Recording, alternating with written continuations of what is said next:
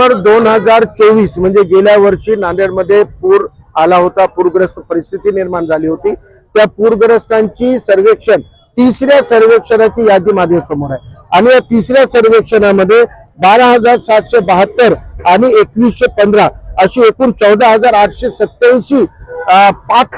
पात्र पूरग्रस्त पात्र लाभार्थी यांची यादी 27 जूनला तहसीलला तिसऱ्यांदा महापालिकेनं व्हेरीफाय करून पाठवलेली आहे आणि 27 जूनला 2025 ला ही यादी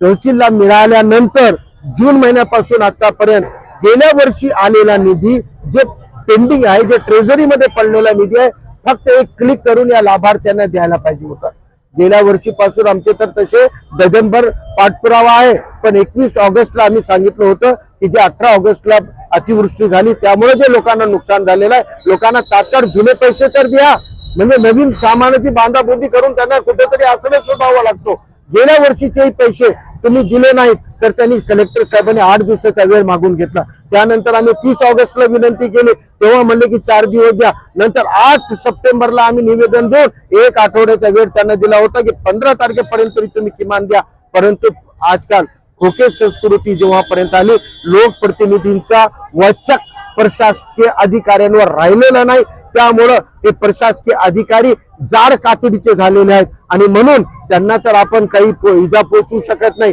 पण स्वतःला इजा पोहोचवण्याचा आणि सत्याग्रहाचा मार्ग स्वीकारण्याचं काम आज वंचित बहुजन आघाडीच्या वतीने आमरण उपोषणाचा मार्ग आम्ही पत्करलेला आहे आणि जोपर्यंत या 14,000 लाभार्थ्यांना खात्यामध्ये पैसे पडणं सुरू होणार नाही तोपर्यंत आमचा हा आंदोलन सुरू राहणार आहे।